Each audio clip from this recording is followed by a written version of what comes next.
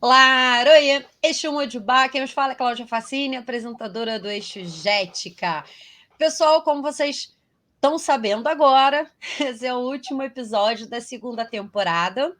Mas antes de falar sobre tudo que nós vamos conversar, vou falar sempre da Urban Flowers. Gente, olha o outono chegando aí, o inverno, né? Aquela época do ano que dizem que a gente anda um pouquinho mais arrumado. Então vamos ficar alinhados, vamos botar aquele sapatinho que não vai deixar seu pé quentinho, não vai molhar, com aquela bolsa também que não vai molhar. Ih, ficou horrível isso, Matheus. Corta e volta daí. Mas antes vou falar da Urban Flowers. Gente, está chegando aí outono, inverno. Dizem que a gente fica mais elegante, mais bonito nessa época do ano. Então, vamos ficar na moda com a Urban Flowers. Vamos botar aquele sapato que vai manter seu pé quentinho. E eu esqueci como é que se fala quando não molha. Como é que fala? Impermeável, impermeável. Isso! Então, volta daí, Matheus. Antes, vou falar da Urban Flower, gente. Outono vindo aí, inverno, aquela estação que a gente anda um pouco mais arrumado, pelo menos é o que dizem, né? Vamos aquecer o nosso pezinho aí, deixar ele quentinho. Se andar na chuva, ele é impermeável. Então, vamos andar na elegância, vamos apoiar, são os nossos irmãos de santo, que geram emprego para outros irmãos, né? Do povo de axé. Eles estão alinhando o pensamento. A empresa, ela é toda vegana, tem selo de lixo zero, selo de energia limpa, então estão alinhando bem o discurso e a atitude, né? A gente que fala tanto de natureza. Vai lá, dá uma olhada lá nos combos, nas formas legais de pagamento, Urban Flowers. E também vou falar, gente, da campanha do Apoia-se. Você que gosta dos conteúdos, sabe que esse conteúdo é feito por 3 universitários, eu, Matheus e Larissa, né? Vai lá, a gente tem umas contrapartidas, né, para quem vai dar um apoiozinho para gente. Vai lá, dá um apoio financeiro, ajuda muito esses 3 universitários. O Apoia-se. E agora, gente, eu vou conversar com ela, que ela é uma paulistana. Ela é linda, gente. Ela é linda, ela é linda, ela é linda. Ela não nega de quem ela é. Ela é mãe de santo de Umbanda, né? Estando à frente da casa Luz do Despertar, terreiro Pai Joaquim de Aruanda e Caboclo Sete Flechas. Junto ao pai de santo, Alberto Fissori Neto. Ela é advogada, terapeuta, professora e muito conhecida como Tati e Fissori. Eu não tirei você daqui, não. Tirei, Tati, você está me vendo? Matheus, volta daqui. Tati Fissori. Cadê você, Tati? Aqui. Ah, agora foi. Hoje está complicado. Sua bênção, minha irmã. Iemanjá abençoe, minha irmã, sua bênção, Motumbá. Que alegria poder estar aqui com você. Motumbá chama Motumbá. Gente, a gente está rindo muito aqui. Porque... Agora eu vou ter que contar, porque senão vai me dar crise de riso. Sempre que as pessoas entram, eu vou testando. E aí ela estava falando e eu dizendo que eu não estava ouvindo. Aí, quando ela saiu, eu me dei conta que eu estava sem o fone. Por isso que eu não estava ouvindo. Ai, gente. Bom, vamos nós. Vamos ao que interessa. Minha irmã, estou mega feliz da gente ter finalmente conseguido ajustar o horário para a gente estar conversando, né? Vou conversar com você realmente, porque eu não vivo Umbanda, não sei, para a gente poder entender. Eu sei que você é uma banda das umbandas que existem por aí, né? Então, começa falando da sua trajetória na Umbanda, como é que foi, como é que se iniciou, e aí a gente vai, porque eu vou começar a perguntar de fato concreto sobre algumas coisas dentro da Umbanda. Pode ser? Claro que sim. Estou muito feliz de estar aqui também, da gente ter conseguido Axé. os horários para que a gente pudesse conversar, bater esse papo gostoso. Você sabe que eu sou fã do Exu Jética, sou sua Que fã bom. também. Uma É alegria. recíproco.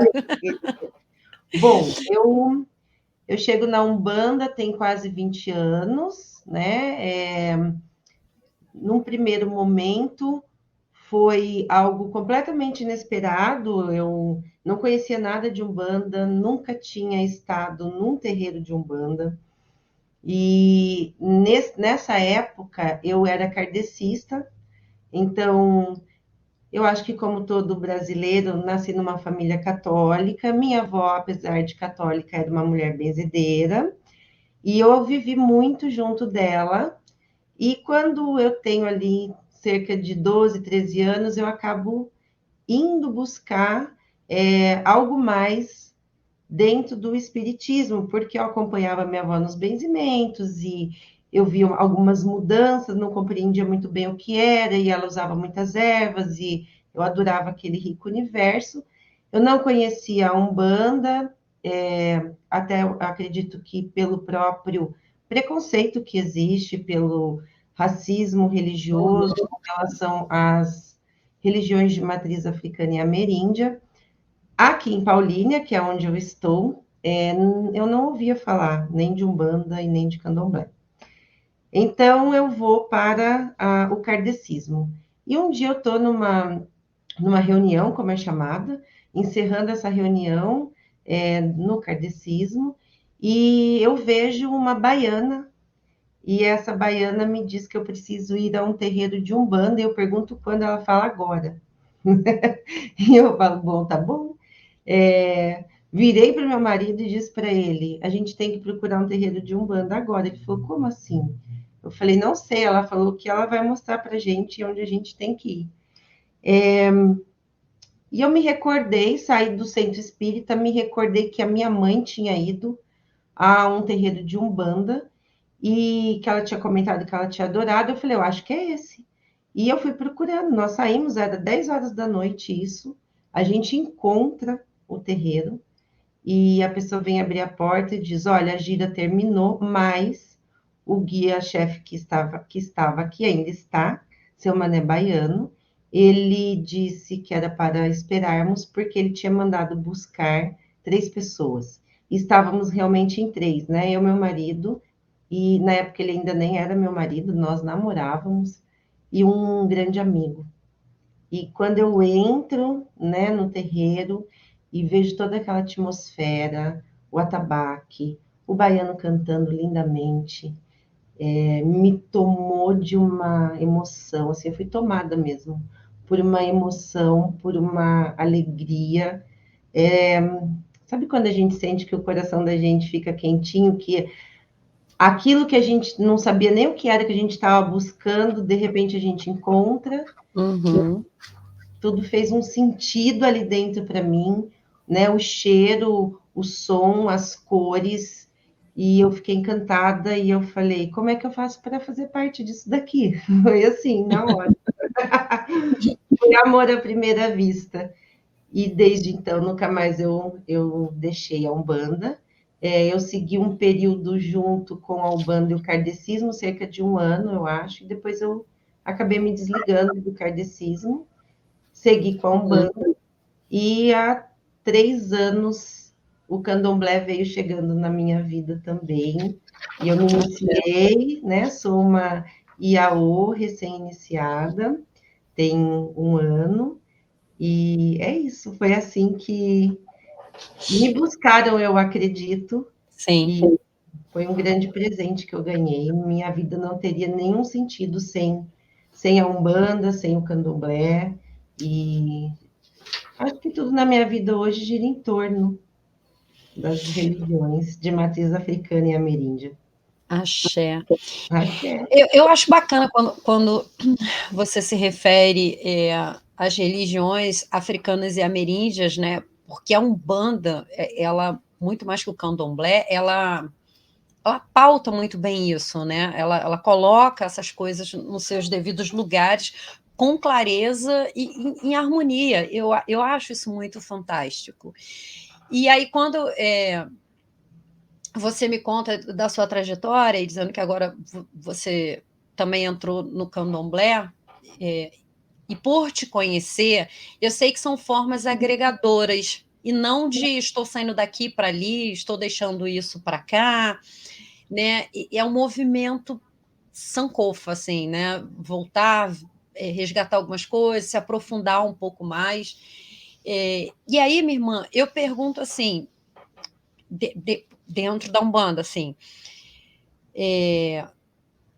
Quando a gente está dentro do candomblé, a gente vai pesquisar, realmente a gente encontra muitos livros. Eu sei que de Umbanda tem muita coisa que vai explicar de Umbanda e tal, mas assim, a parte de Umbanda para a África, eu sei que tem muita coisa escrita, né? Sobre a ligação, sobre os povos, né, de África, em diáspora, mas o que eu queria saber é o seguinte, e sobre essa outra parte que são os caboclos e tal, que está muito mais ligada a essa parte ameríndia, tem esse reforço no campo acadêmico, em pesquisas, em livros e tal? Muito pouco, Ainda, infelizmente. né? A gente tem pouco material nesse sentido. Uhum. A gente tem, como você disse, né, são umbandas.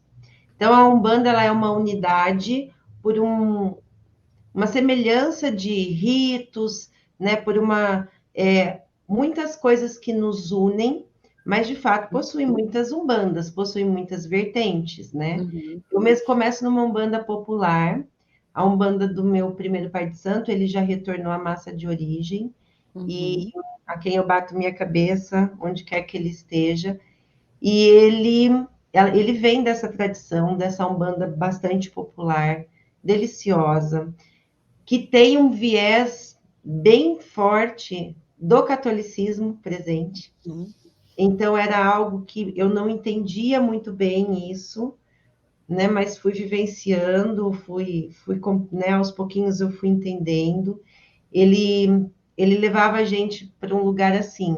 Umbanda a gente aprende dentro do terreiro com o pé no chão, praticando, observando, olhando, ouvindo os guias e a orientação, né, dos espíritos encantados ou dos guias espirituais, cada vertente vai dar um nome também. Uhum. Depois, quando eu vou para um outro terreiro, né, do meu segundo pai de santo, que é da onde o meu primeiro pai de santo veio, né, dessa Uhum. casa. Então, eu fui para a casa do meu avô, vamos dizer assim, né, do meu avô de Uhum. santo. Também havia um viés, né, católico, bem presente, e também a presença do kardecismo, de uma certa forma ali, então a gente via uma mistura de a parte africana, a parte indígena, a parte católica e a parte kardecista. Uhum. Bom, nesse período aí eu comecei a aprofundar, não só na vivência de terreiro, mas naquilo que existia de produção, né, literária, acadêmica, para ir buscando compreender. E a gente vê o quanto que a Umbanda é plural realmente, e quantas vertentes existem.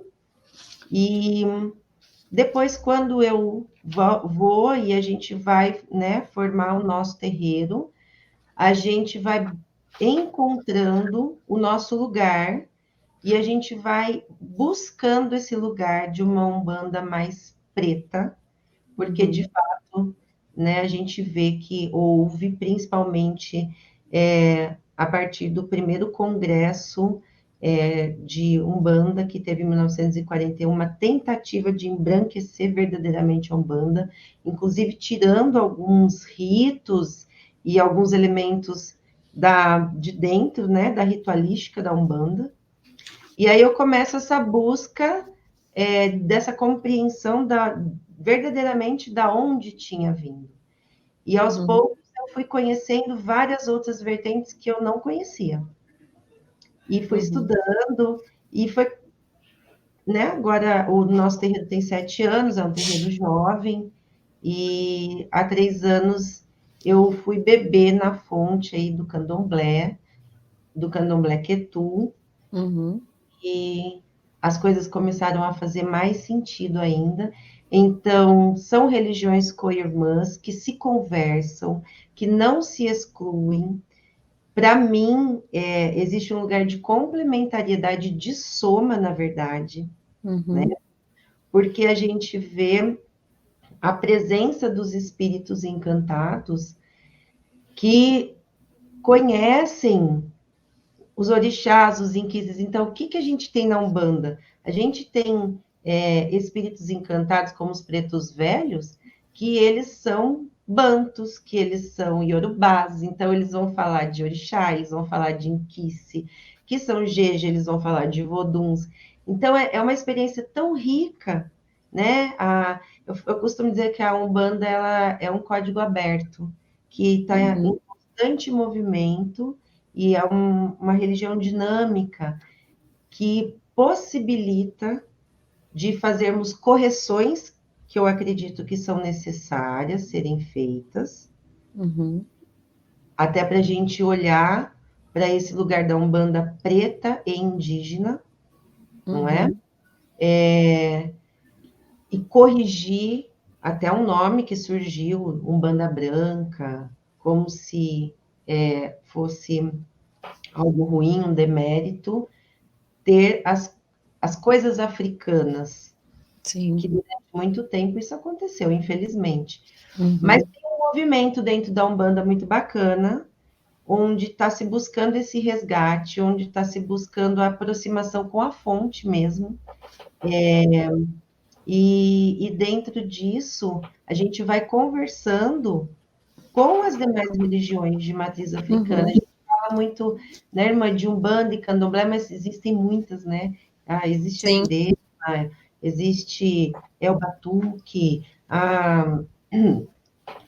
o Candomblé de Xangô, o Candomblé de Caboclo. Nós temos uma infinidade de religiões que pisam, né, dentro dos conhecimentos e das sabências africanas, e muitas delas nessa mistura com a pagelança, né, com aquilo que é da nossa terra Brasil também, há um encontro de forças. Então, eu acabei trazendo muitas coisas para dentro do terreiro, eu e o Alberto, que é o sacerdote junto comigo, nós dois estamos à frente da Casa Luz, trazendo muitas coisas e outras coisas, fazendo uma ressignificação de olhar. Porque a gente percebeu e compreendeu que era necessário, que fazia sentido para a gente. E também os nossos guias, né, as nossas entidades, os nossos espíritos encantados foram nos conduzindo também para isso, né, e trazendo essa informação. Então, há uma dialogação muito interessante. Eu me lembro quando eu aprendi a respeito de Helenini, eu, numa incorporação com o meu caboclo de pena, seus 7 flechas, ele me explicou sobre uma divindade do povo dele, que era muito parecida, que é, né, muito parecida com aquilo que os iorubás entendem por Helenini. Então, as coisas se encontram, né? Como elas dialogam, como eles... como na Umbanda nós temos muitas linhas de trabalho, o que eu percebo? Nenhuma linha, seja o caboclo de pena, seja os próprios pretos velhos que vêm de diferentes regiões de África, eles não vão impor aquilo que eles conhecem como cultura, como filosofia de vida, como religião, mas eles vão fazer um encontro de forças, né, de conhecimentos, de sabenças, um intersincretismo que também vai acontecendo, e que eles vão ensinando tudo isso para a gente de uma forma muito bonita. Então, se a gente se abrir para esse aprendizado, e se a gente buscar fora e dentro do terreiro, a gente vai encontrar muita coisa, né? Quando eu penso no terreiro, eu gosto muito de pensar me vem, né? Penso muito na frase de Conceição Evaristo que diz: combinaram de nos matar, mas nós combinamos de não morrer. E isso, dentro da Umbanda, serve tanto para o povo preto quanto para o povo indígena, né? Que até hoje estão tentando acabar com eles, não é mesmo? É uma luta diária. É uma luta diária, né? Eu dou risada aqui, mas é uma risada de nervoso mesmo disso, porque a gente se sente tão impotente diante de uma máquina, né? Que o racismo é uma máquina que tem muitos dentes, uma máquina perversa que vai destruindo muitas coisas. Mas por que, né, não morreram? O terreiro é um reflexo dessa não morte. Uhum. O terreiro é um reflexo disso tudo. Quando as pessoas costumam pensar quando surgiu a Umbanda, quando surgiu o primeiro terreiro, hoje tem muito esse questionamento, porque por muito tempo, na grande maioria das umbandas, ficou aquela ideia de que com a anunciação do Caboclo das Sete Encruzilhadas, então ali surge a Umbanda em 1908.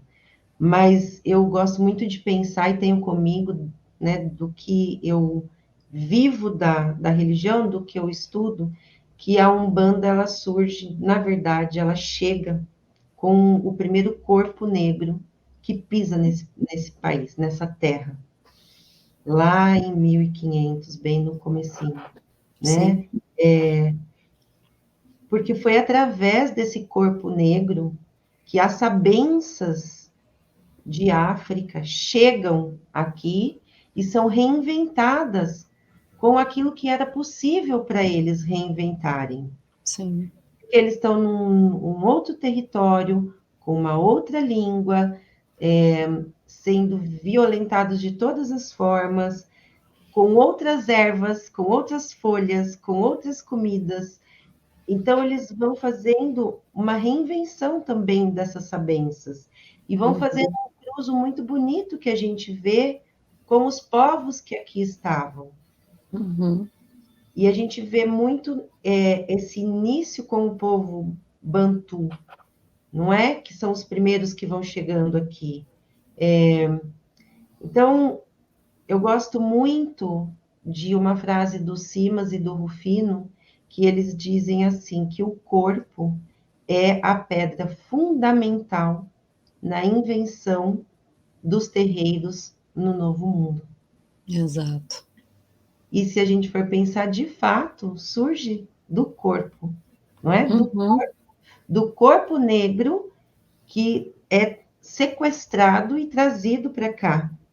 E nessa reinvenção, eles, né, para sobreviver, né, nós sabemos que o terreiro tem todo o seu aspecto político-social, né, foi um lugar e ainda é um lugar de resistência, de reorientação, mas também a gente vê que é um lugar de cura, é um lugar de encanto, de Sim. encantamento, né? Nessa sociedade de desencanto que a gente vive, que produz mortes simbólicas ou reais mesmo. Então, o terreiro ele acaba sendo esse lugar que é amplo e que também é tão plural, Sim. por toda essa mistura, por essas reinvenções que foram acontecendo. E aí Uhum. a Umbanda ela surge aqui, assim como o Candomblé, né? São duas religiões brasileiras, mas que tem toda essa sabença dos povos negros, tem toda essa benção do povo Yorubá, do povo Banto, do povo Jeje, do Fon. Então tem essa sabença que vem em algum momento já cruzados entre eles mesmos. Sim. E aí ainda aqui existe mais um cruzamento pela convivência forçada, né? Conforme posteriormente, né? O Yorubá é o último que chega em massa, né? Uhum. Mas aqui vai havendo esse intersincretismo também, que já estava acontecendo lá em África, ele se Uhum. aprofunda aqui e ainda vai haver esse cruzo com as sabências dos povos indígenas. E posteriormente a gente vê aí, né, após 1930, que a Umbanda ganha esse nome. Antes não havia esse nome Umbanda, né? Nós tínhamos Uhum. outras formas de praticar macumba. Então éramos Uhum. todos macumbeiros. E aí E quando tudo bem. não éramos todos macumbeiros. E quando vem esse nome Umbanda, aí posteriormente começa essa tentativa de embranquecimento E aí a gente vai vendo a presença do kardecismo de uma forma maior, do Uhum, esoterismo também. Há uma vertente de Umbanda que é bem esotérica, que tem esse nome, inclusive. E aí, uhum. né, acabou sendo introduzido numa outra vertente, a Goécia. Então, foram acontecendo muitas introduções aí dentro da Umbanda, mas a base dela é negra e é indígena. E eu acho que a gente ir buscar esse lugar é muito importante para a gente resgatar, de fato, o que é tudo isso, né? E eu vejo até nesses resgates, irmã, é um fortalecimento, sabe? Não para pagar. É igual algumas resistências que tem um bando em candomblé quando vai falar de processo de dessincretização, que alguns contestam. E eu sempre falo o seguinte, eu falo, esse movimento de dessincretizar não quer dizer que você vai mexer no rito, que você vai chegar numa casa de umbanda e vai virar para as pretas velhas e dizer assim, ó, vamos largar o tercinho aí. Pode ter. Não se trata disso, né? Mas se trata de você entender como é que aquilo entrou, por que que entrou. É a gente entender que tem coisas que foram amalgamadas e está tudo bem, mas até que ponto? Até onde precisamos de algumas outras coisas também? Né? Não é mexer no ritual. Até porque, se a gente for falar de ritual e tal, e esse péssimo conceito de pureza, né? Não existe, a gente Não, sabe que não tem, até porque quando, por exemplo, os próprios iorubás, quando eles chegam aqui, já chegam convertidos ao Islã. Entende? Então, assim, algumas ferramentas que a gente tem aí vou falar do que eu vi no candomblé, né? São símbolos de referências islâmicas. Né? O próprio bolinho de anção, ou acarajé, ele é um prato árabe, né? E tá tudo bem. Até porque você fez o curso com o Baba Márcio, né, do EUE, a gente vai vendo que os brancos foram inventar os nomes, mas eles vão sempre conhecer as plantas, né? A sua categoria de orixá, se é de orixá fogo, terra, água, ar, é pela textura, é pelo formato. Então, assim, essa coisa de querer dar nomes, de pensar em gênero, foi o branco. E a gente está falando é disso, porque estudando filosofia africana, não tem essas caixinhas, né, que você vai encaixando esse monte de conceito, porque eu acho não, né, na minha certeza, eles já pensavam muito mais abrangente. A gente está achando que está abrangindo, que está expandindo, mas eles já tinham esse movimento de expansão. eu, E aí você falando dessa questão, né, de se completarem, se juntarem e tal, eu também percebo até o próprio movimento das águas, né? Quando se fala de umbandas, de candomblés, tudo tem que ser fluidez, porque todas as águas elas se movimentam, elas fluem, se encontram, se separam, né? Aí vem para a terra, desce, vai renascer num outro lugar. Então, assim, mas você vê que é um movimento contínuo, constante, sempre. E quanta dificuldade que a gente tem de se fazer fluidez dentro, aí eu estou dizendo, né? A gente dentro da nossa religião, para com os outros de matriz afro, mas a gente quer cobrar, que claro, tem que ser cobrado, não estou dizendo que está tudo certo, mas a gente quer cobrar dos não religiosos de matriz afro um comportamento que às vezes a gente nem tem essa fluidez com os nossos, de entender, ó, a casa ali está tocando, está tudo bem. Também vou, assim, abrir um parêntese, né? Tem uma galera aí que abusa de algumas coisas, mas não é, a gente está falando dessa fluidez, de tentar entender assim, eu vejo na sua fala uma coisa que eu falo muito sobre mim. quanto mais eu estudo, mesmo academicamente, tá? Dentro de uma faculdade, dentro de uma outra perspectiva, que vai trazer muito pesquisador branco europeu, mas eu mais foi tudo, me empolguei. Mais eu me conecto, entende? Porque as coisas passam a fazer um melhor sentido. Eu deixo de fazer muito ritual baseado no só repete. Senta, levanta, bate palma, agora vai, gira, volta. Entende? E eu percebo você indo nessa fluidez, como uma boa mulher de Iemanjá, que você é, entendeu? E fico apaixonada por isso. Matheus, agora é a hora do tamborzinho, hein, Matheus? Fala, Tati. Eu concordo com você. A gente precisa lembrar que essas pessoas que criaram o candomblé, que criaram a Umbanda, que muitas delas baixam hoje nos terreiros como os pretos velhos, eles que criaram isso que a gente vive, não é? Sim. Foram de uma perspicácia, de uma inteligência, de uma esperteza, e não estou romantizando. Você imagina que Porque não foi de tudo. forma fácil, né, irmã? Não, A você gente imagina, admira, mas não foi fácil. tudo foi tirado, nem o seu nome você poderia ter. Quem dirá poder cultuar os seus deuses e viver a sua filosofia de vida? Porque eu vejo que, para além de religião, os orixás, os inquices, os voduns, são filosofias, são formas de viver mesmo. Eles não podiam ter essa forma de viver mais. Então, eles tiveram que dar um nó, dar uma volta, conseguir fazer um sincretismo, e não foi só de santo, foi de folha, como você falou, foi de comida, de elementos votivos das oferendas.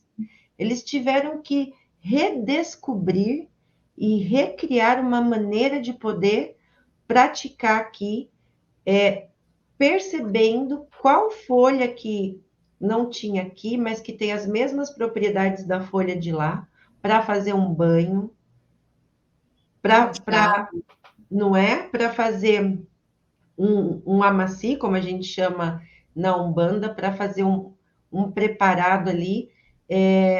Então, isso, a gente precisa reconhecer isso, a gente precisa, não significa que a gente tem necessidade de continuar com o sincretismo. Eu penso que a gente não tem. Eu penso que o mais importante também, como você falou, é a descolonização dos saberes. Então, a gente precisa descolonizar a nossa mente. Contudo, alguns rituais, em alguns terreiros, não vai ser possível mudar. Até porque vamos pensar assim, quantas umbandas, quantos terreiros de umbanda existem, inúmeros, de fora a fora desse país, de ponta a ponta, Sim. quantos existem? Muitos.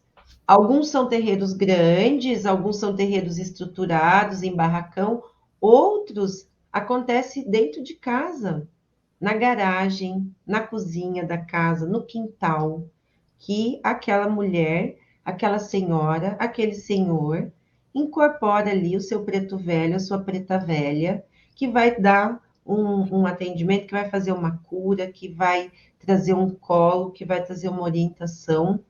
E muitas dessas pessoas não têm nem a perspectiva de vislumbrar isso que nós estamos fazendo aqui.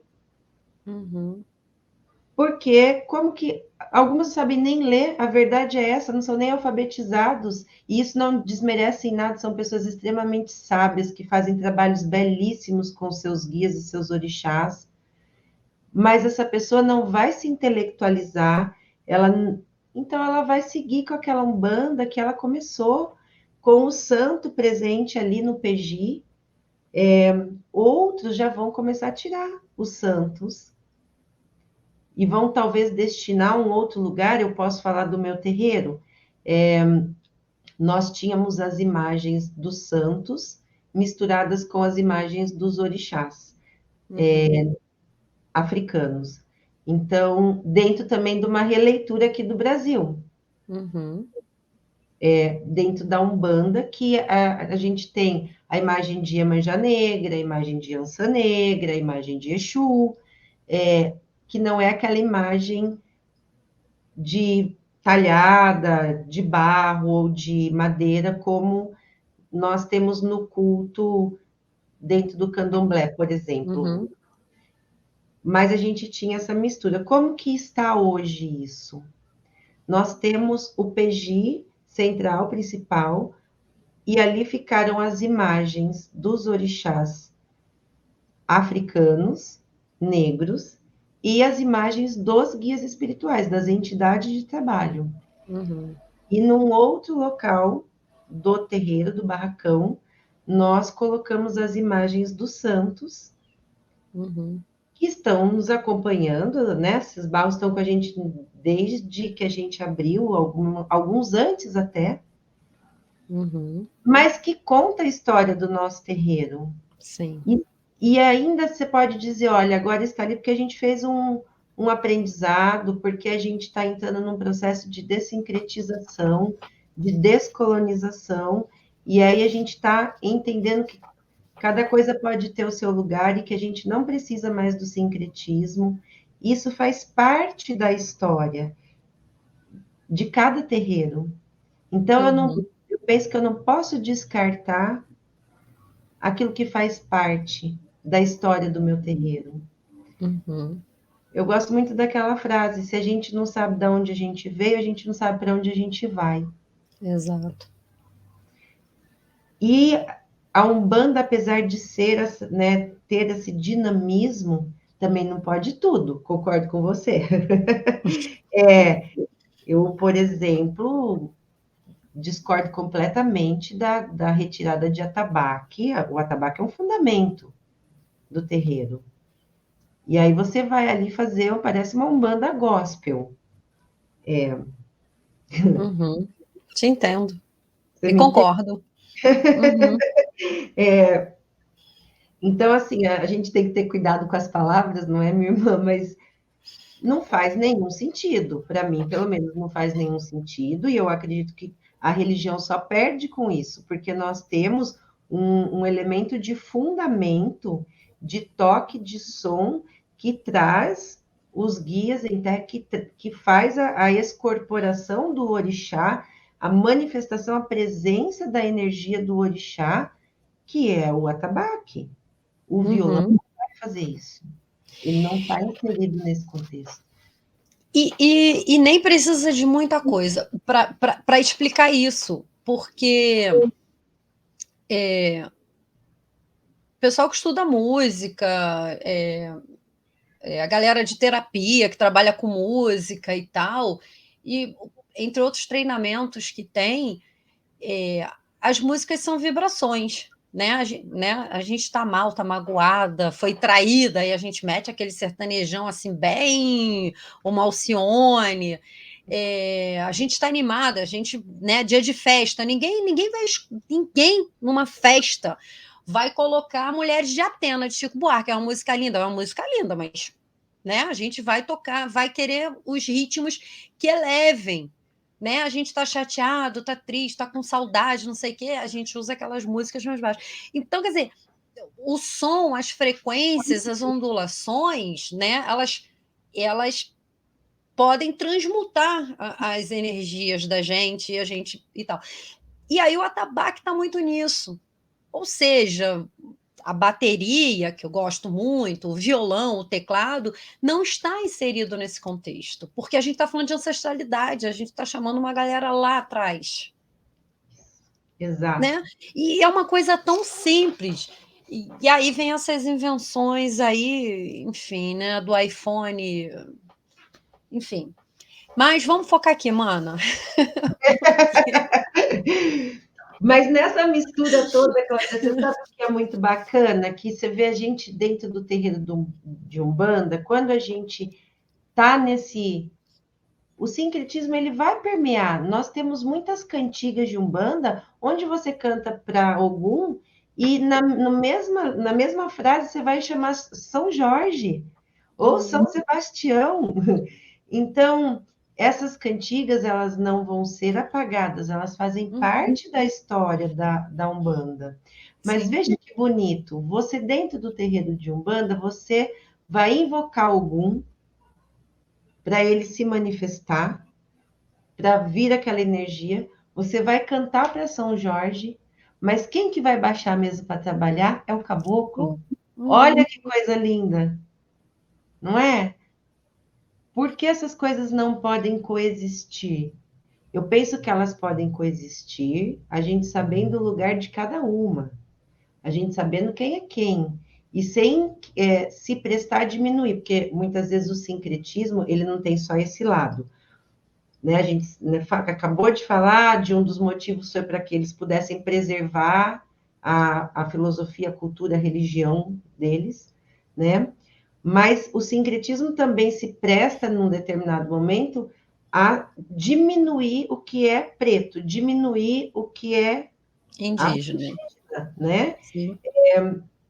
E não, nesse sentido, não. Então, se você canta para Ogum e você canta para São Jorge no seu terreiro, ótimo. Saiba quem é São Jorge e saiba quem é Ogum, e não misture os dois. Saiba que não são a mesma coisa.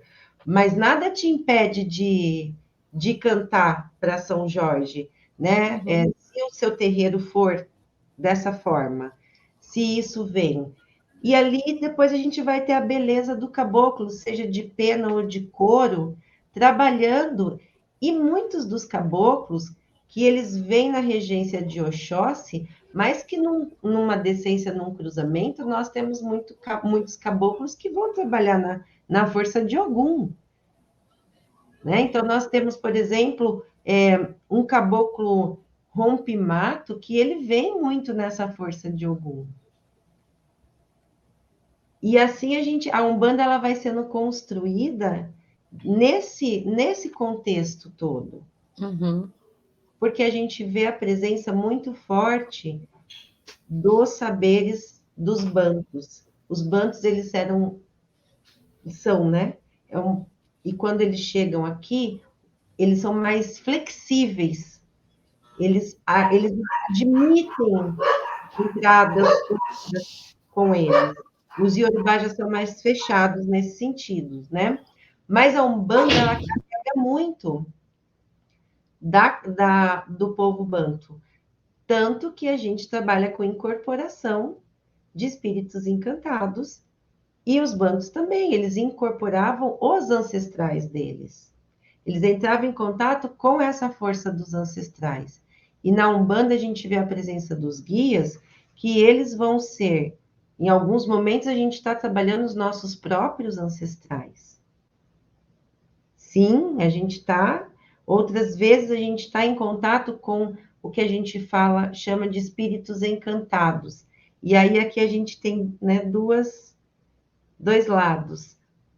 Aquele lado aquele que se encantou mesmo, que de repente ele se encanta e ele vem trabalhar com a gente. Aquele que a gente chama de encantado, que às vezes não teve ainda uma vida na corporeidade, ele vem de uma outra dimensão, um mundo paralelo ao nosso, e a gente tem os ancestrais dessa terra também. Então, muito da Umbanda vem desses ensinamentos bantus. E a incorporação é um desses pontos que a gente carrega, né? Então, a gente vê lá o calundu, aí aquilo virou o molocô, e aí vai indo, e essa transformação vai acontecendo. Então, é muito bonito da gente ver a junção disso tudo. Eu, pelo menos, a mim me encanta muito. E a Umbanda também, a gente vê que ela é uma religião de inclusão social e psíquica. Então, ela dá lugar aos marginalizados, aos excluídos da nossa sociedade. Por isso que nós trabalhamos com tantas linhas dessas minorias, né, que são maiorias. Então, nós temos os pretos velhos, os caboclos, os herês, que são as crianças, e muito recente a construção da ideia da criança ser respeitada. E ainda assim não é mesmo? Por Uhum. isso que é um estatuto da criança e do adolescente, e temos tantos conselhos tutelares, porque a criança não tem o direito dela visto e respeitado. Nós temos a linha de baianos, nós temos os marinheiros, nós temos os ciganos. Então, Uhum. nós vemos a presença de povos marginalizados, de povos Sim, excluídos psíquica e socialmente. E aí a Umbanda também vai fazendo esse resgate. E mais uma vez a gente está falando do quê?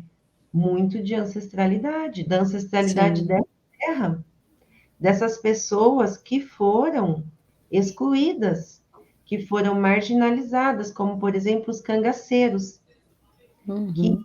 é muito recente, o povo do cangaço. Ainda hoje Uhum. nós temos um último descendente aí vivo. Sim, Então é algo que aconteceu agora na história do Brasil, e a presença deles.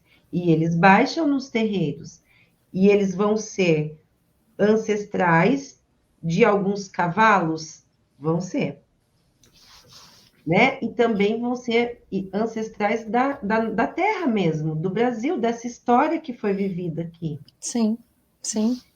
E até a gente, agora você falando dos cangaceiros e tal, né? E se fosse o caso de questionar, tipo assim, um carioca tá no terreiro dizendo que tá com um cangaceiro fulano de tal. É possível, porque quantos nordestinos saíram de lá para Rio, São Paulo, tentando uma melhor vida, né? Uma oportunidade de trabalho, de sobrevivência, e essa galera descendentes deles, é descendentes de muitos indígenas, né? Sim, E sim. tudo é porque às vezes tem uns questionamentos assim, mas branco aqui fazendo isso assim, assim, o fulano ali fazendo assado. E tudo é possível, porque se a gente parar para pensar, né, na Pangeia lá, antes, assim, a gente pensa nos continentes ainda juntinhos, né? A humanidade surge em África, lá naquela época. Gente, ninguém esperou ter o transporte para ir, para se abrir, para ir para outras partes. E de repente o troço foi, rachou, quebrou ali, cada continente foi para um canto, a galera foi sobrevivendo ali. Então, assim, a gente, quando pensa em ancestralidade também, a gente pensa em algo muito aqui agora, muito um antepassado, né? Aquela coisa mais próxima e que morreu sanguineamente. Quando a gente está falando aí a gente pode estar hoje numa, né, trazendo uma ancestralidade assim. Até mesmo se a gente for pensar a África como o berço da humanidade, não é mesmo? E aí a Uhum, gente vê a presença dos orixás, ou dos inquices, ou dos voduns, há tanto, tanto tempo. Eles são os nossos ancestrais mais remotos, se todos nós saímos de lá, como eu exato. acredito, desse berço, Mãe África. Então, qual que é quais ancestrais comuns todos nós temos? Se Sim, não eles. sim.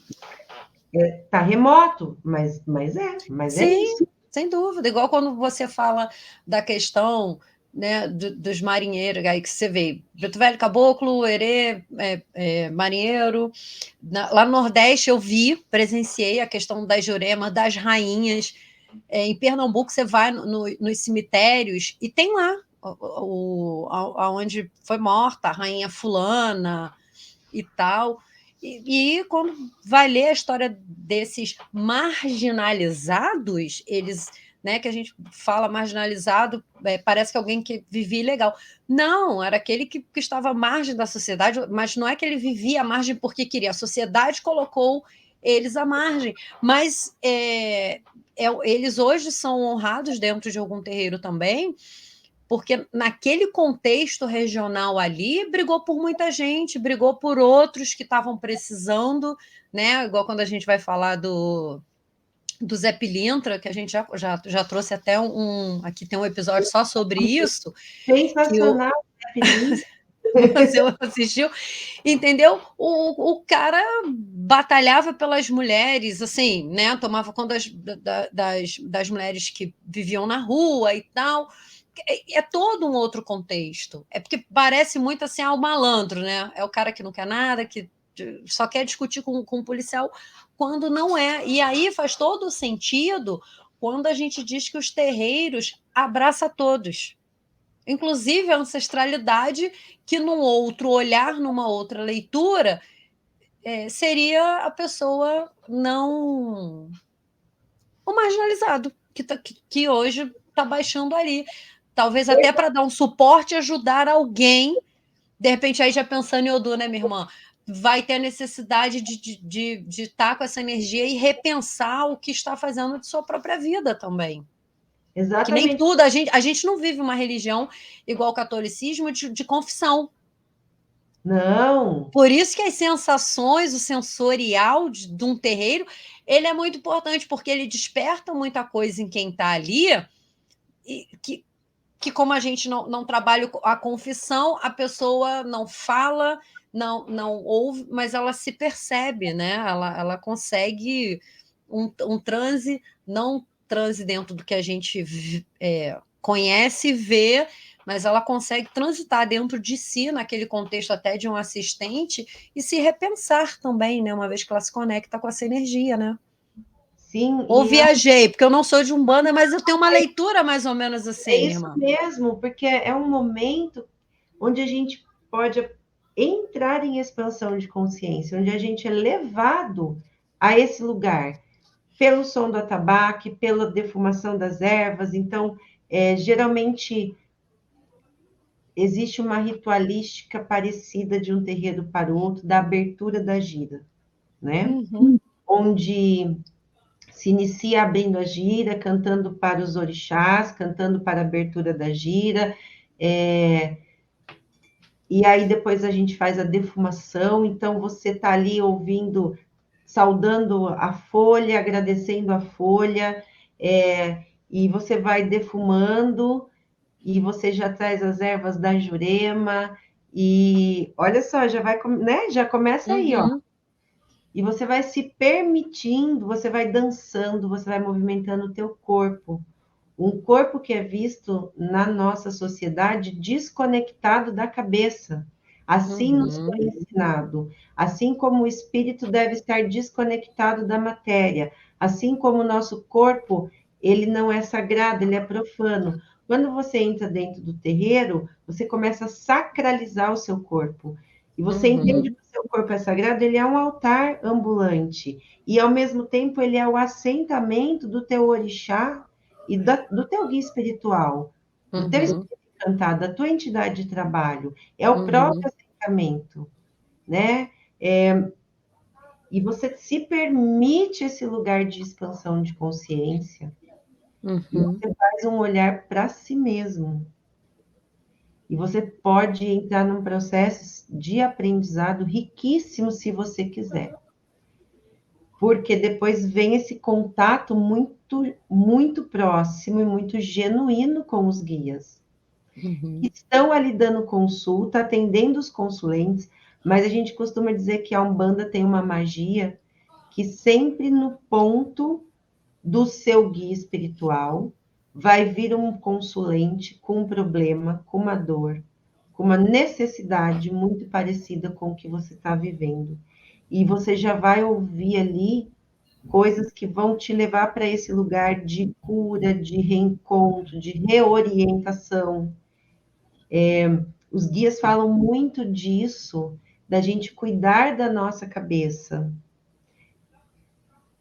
E a gente vai ter essa possibilidade desse crescimento, desse florescimento enquanto pessoa, desse olhar para nós e entrar também num processo de autocuidado. Uma coisa que eu falo muito com os meus filhos, e eu pergunto, por que você entrou para a Umbanda? Uhum. A pessoa diz assim, a primeira resposta, e ela é 90% das pessoas, é para fazer a caridade. Aí eu digo, então você não precisa estar na Umbanda, porque na Umbanda nós não estamos aqui para fazer caridade.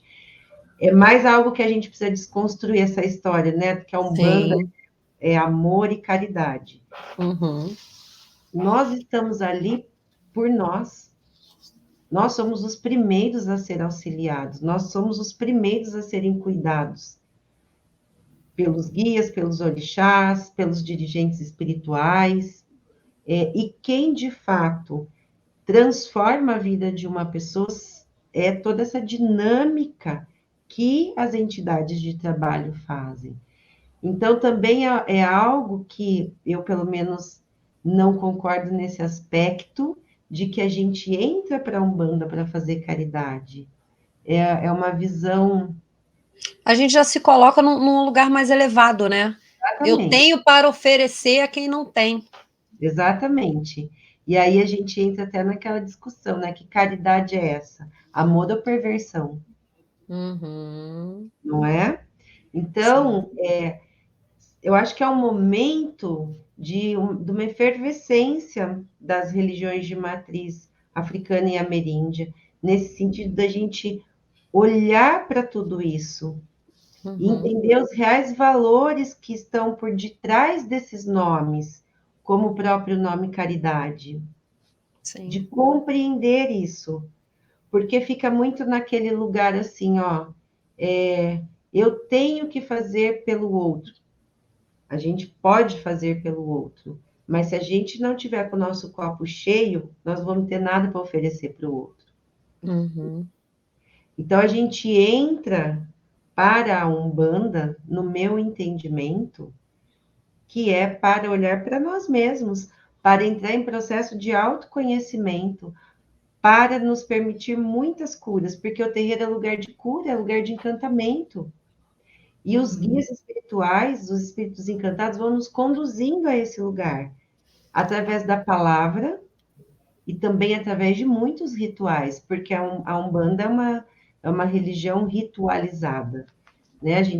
Alguns terreiros talvez tenham menos trabalhos e rituais do que outros, mas no geral a gente tem ali, eu pelo menos, né, naquilo que eu vivo, todo um trabalho de cuidado da cabeça, de cuidar daquele corpo que vai, né, que está se compreendendo sagrado, porque ele se acha profano, ele se acha desconectado do espírito e da cabeça.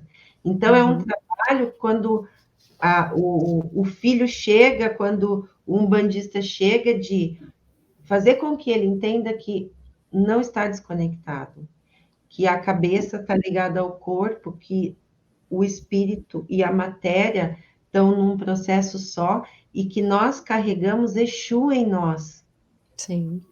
né? O Bara, o nosso corpo, nós temos essa força, nós temos essa presença, nós temos essa partícula de Exu em nós. Porque quando o Exu começa a ser cortado, ele vai se multiplicando, eles tornam tudo também, Sim. né? E a gente carrega, por isso que a gente precisa desse movimento, esse corpo precisa da dança, esse corpo precisa do som, e o terreiro vai nos permitindo tudo isso.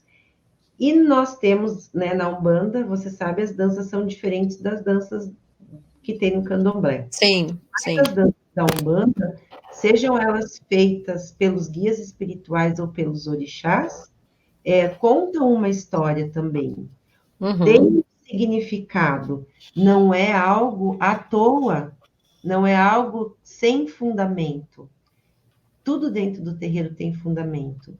Uma folha não é só uma folha. Uma vela que o guia vai acender não é só uma vela.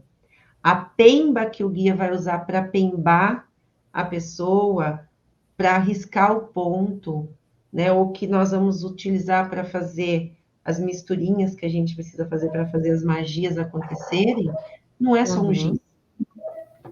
Então, tudo tem um porquê.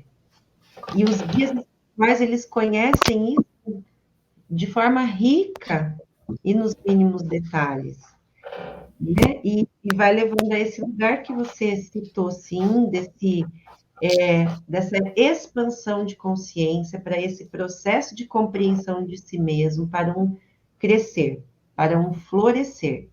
E cada um tem o seu tempo de florescer. Sim, Então, a gente tem que respeitar também o tempo de cada um, não é? sim. E é interessante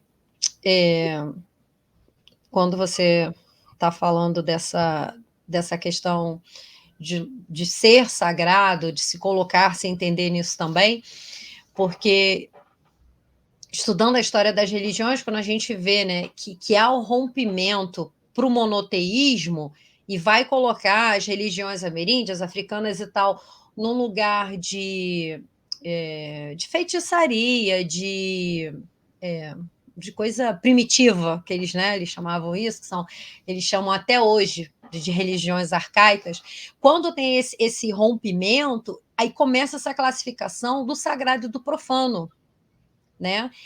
E é muito louco, porque eles colocam o sagrado e o profano, e depois eles tentam suprir, porque a humanidade estava muito acostumada a viver essa ancestralidade, a natureza, se perceber nesse local, o pertencente, existente, extensão, e de repente tem que viver um sagrado e o profano, começa a dividir a vida toda, né? Vai dando uns surtos, e aí eles começam a querer o quê? Criar um ritual para as pessoas em algum momento se reconectarem. Então você vai ao culto, você vai à missa, você vai, né, dentro das suas religiões monoteístas e tal, que isso também é uma coisa que a gente tem que ver, porque pelo menos nós candomblecistas, nós somos monoteístas, mas aí a gente está falando de cosmogonia, não é o papo de agora. A questão é esse sagrado e o profano. E aí vai começar a ter, construir ferramentas ritualísticas para que a pessoa se conecte. Se essa conexão era o tempo todo, né? E aí fica o que é o sagrado e o profano. E aí digo mais, aí cria isso para o cara ter que se reconectar, se ligar, né? O sagrado, ao Criador, aquela coisa toda. E aí mais na frente, né? Nas expansões históricas a todo momento, em todos os continentes, você vai vendo que todas as religiões elas têm essa questão do sagrado e do profano, né? Ah, olha, até aqui é profano, daqui para cá é sagrado, mas você vai vendo que, de acordo com a região, com o seu tempo de sociedade, nas questões históricas que acontecem, em muito momento a religião o que ela vai fazer? Ela vai profanar o sagrado e ela vai sacralizar o profano para se adaptar, para se manter. Porque quando a gente está falando de um luteranismo, né, que nasce lá em cima e o que chega aqui no Brasil não é o mesmo. Quando a gente Sim, está falando da Igreja Católica lá atrás, né, porque a gente aqui vai viver a Igreja Católica Romana, mas ela já é um rompimento da ortodoxa. E a gente quer, aí eu estou falando de brasileiro, porque a gente está falando de religiões de matriz afro-brasileira, a gente quer falar de um purismo, a gente quer ficar muito também pegado nesse, isso é sagrado, isso é profano, e trabalhando linhas, né, afro-indígenas, que está fora dessa visão, está fora dessa vertente, porque está te mostrando o seguinte: se você limitar, você vai segregar. Né? Você não deixa o outro vir, você não vai até o outro. Porra, mas que a assistência da gente começa a ser contraditório também sobre isso.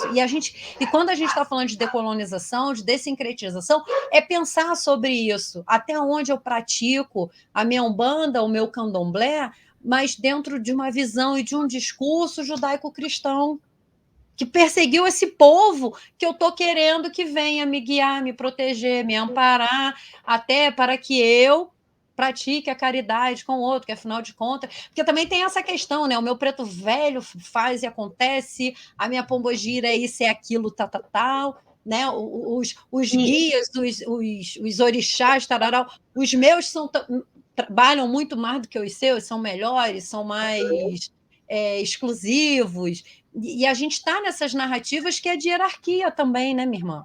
sim, e você veja só isso que você falou de novo da caridade, né? Uhum. Isso a Umbanda acaba tomando emprestada e trazendo, e isso vai se perpetuando, do kardecismo. Porque o kardecismo tem uma frase que diz que fora da caridade não há salvação. Mas o Kardec falou isso lá atrás, no momento onde ele estava em oposição à igreja, que a igreja, né, dizia, ou diz ainda, não sei, que fora da igreja não há salvação. Então, no momento em que Kardec está vivendo ali o positivismo, onde ele está entrando em contradição com algumas questões da própria igreja, apesar, né, do kardecismo ser cristão, e eles fazerem uma releitura do evangelho à luz do espiritismo, não é? Mas eles têm algumas contraposições. E uma delas foi essa, onde eles colocaram para que isso, né, pudesse estar ali presente.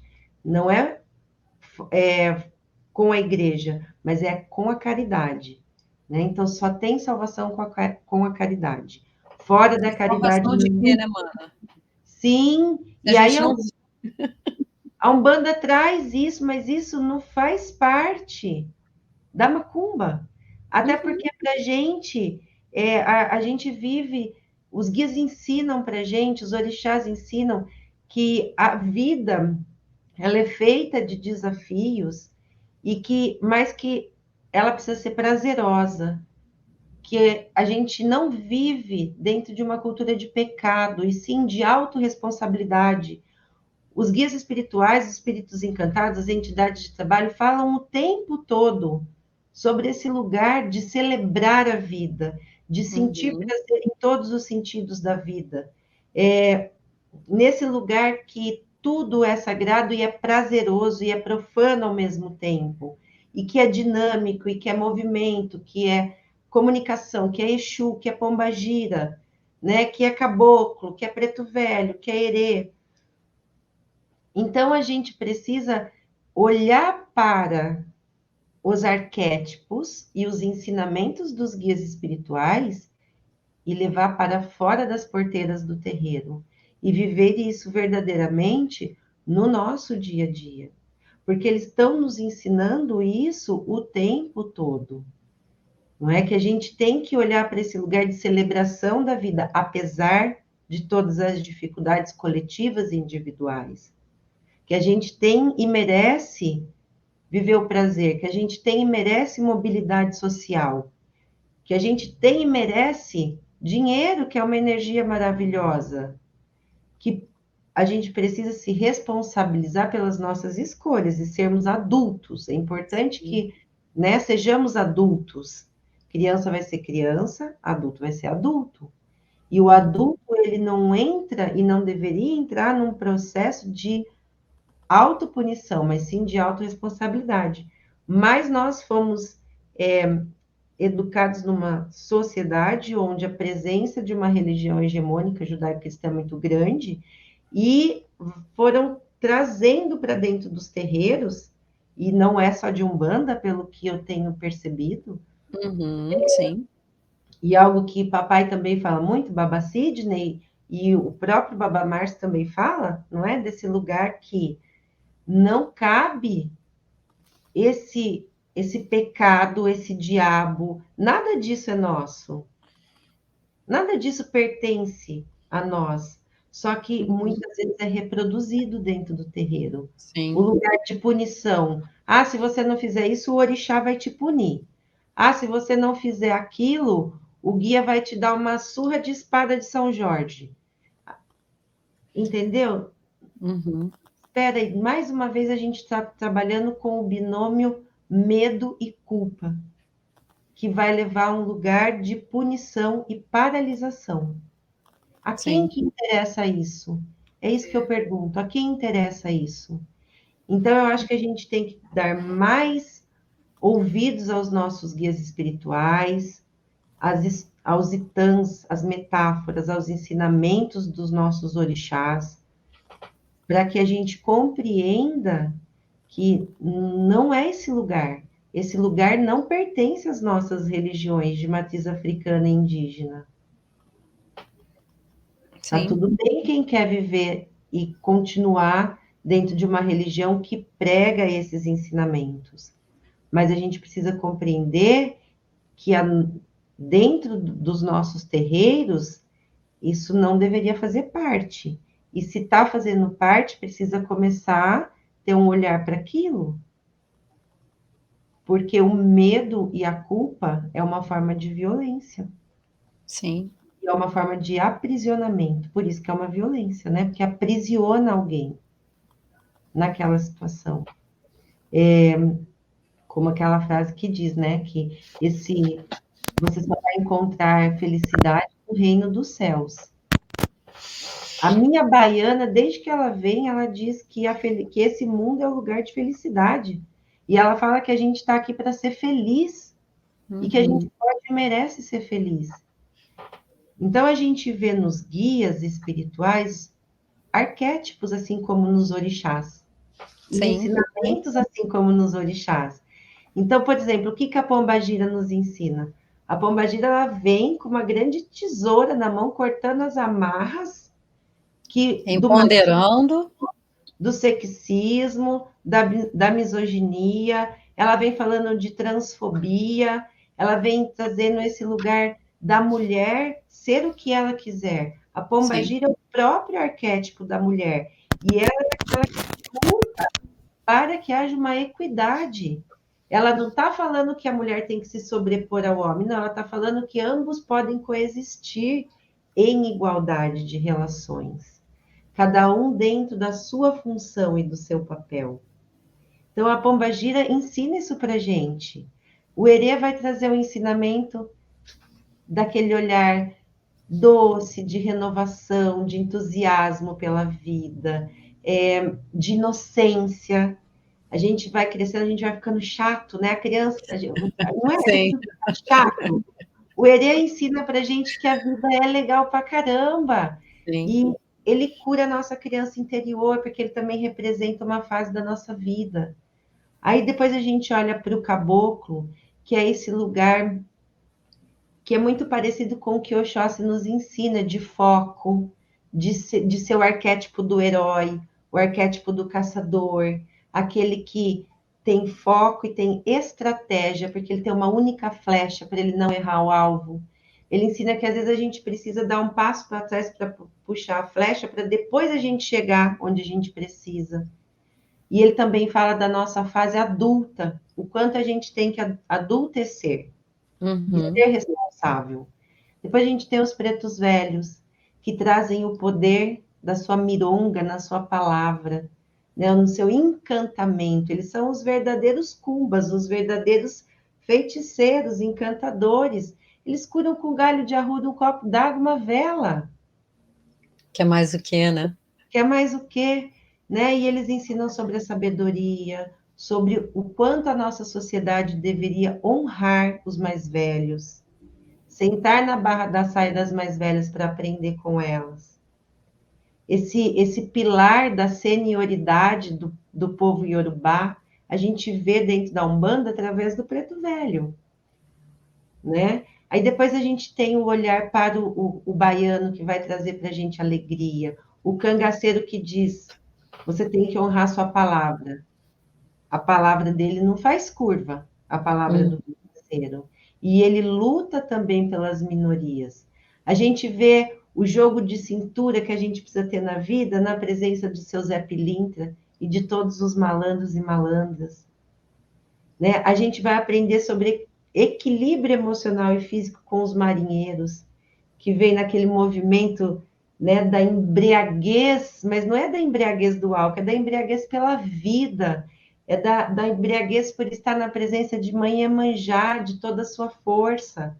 A gente vê nos ciganos a liberdade, eles vêm falar sobre liberdade, ensinar isso para a gente, da importância, né, da gente viver de forma livre. A gente tem o Exu que vem gargalhando e falando, né? E geralmente gargalha na cara dos problemas, né? Cara doce, porque ele é o transgressor. Sim. E é tão, você vê, ele é tão contraditório que ao mesmo tempo que ele transgride regras, ele cobra da gente que sejamos éticos e que cumpramos as regras. Então, ele traz Uhum. a ordem. Ele é a ordem do universo, como Baba King ensina, né, lindamente no livro dele. Então, a gente tem na presença dos arquétipos e dos ensinamentos das entidades de trabalho, dos nossos espíritos encantados, ensinamentos belíssimos. E se a gente olhar para isso, se dispor a viver isso verdadeiramente, viver no nosso dia a dia tudo aquilo que os orixás e os guias espirituais nos ensinam, a gente se transforma. Eu falo que todos eles se tornam enobarijó nesse momento, que eles vão engolir a gente, vão regurgitar a gente transformado, né? Então, é isso. Falar sobre os guias é um prazer para mim. Percebi. E vai embriagando, que eu até já me questionei assim, ela está finalizando, gente? Porque ela está ainda assim numa vibe. Tati, é bordão, virou bordão, mas eu queria conversar mais, mas a gente tem tempo, né? Mas a gente pode pensar em outros temas dentro da Umbanda para falar. Acho que a gente pode até dividir alguns episódios assim, para falar de marinheiro, para falar de dos baianos, né? Porque Capô, Preto Velho e tal, a galera até tem mais Conhecimento. convívio, e tal, mas esses nem tanto. A gente pode pensar sobre isso num próximo episódio. Mas quero que você faça suas considerações finais agora, de coração partido, Tati. Fico à sua disposição. Vai ser uma alegria poder voltar aqui, como eu te falei. Axé. Falar sobre os guias espirituais me enche o coração realmente de prazer, de alegria. Eu só tenho a agradecer. Agradecer a minha mãe Iemanjá, agradecer a todos os meus guias espirituais, os espíritos encantados que fazem parte da minha família espiritual e que me acompanham. Se eu viver 100 anos, eu não vivo o suficiente para agradecer tudo que eles fazem por mim, pela minha família, pela minha vida. Então é isso, é só uma gratidão imensa de poder falar deles. Antes da gente começar, eu fiz aqui os meus rezos e pedi licença para que eu pudesse falar deles e que eu pudesse honrá-los com as minhas palavras. Espero ter conseguido. E eu encerro dizendo para vocês: venham para o terreiro, porque o terreiro é lugar de cura, o terreiro é lugar de resistência, de reorientação e, acima de tudo, é lugar de prazer e de encantamento pela vida. Axé, Axé, minha irmã. Axé, ô. Estou muito feliz de estar trocando ideia com você. Eu gosto das conversas, eu gosto quando a gente está junto. A gente já está precisando estar junto fisicamente de novo, que já tem muito tempo já. Mas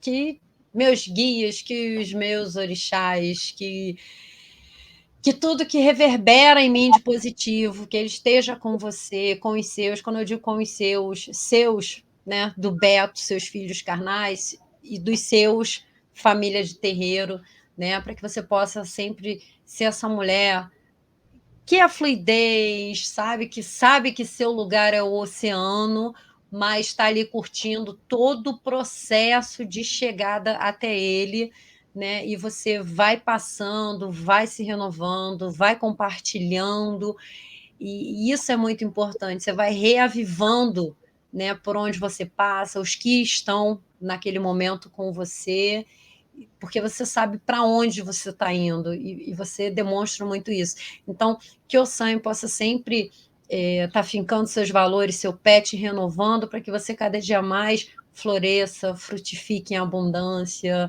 que dê muita sombra, saiba o seu tempo de recolhimento também, né? Porque é preciso, e às vezes a gente não respeita esse tempo, como a gente começou toda a nossa conversa offline sobre isso, né?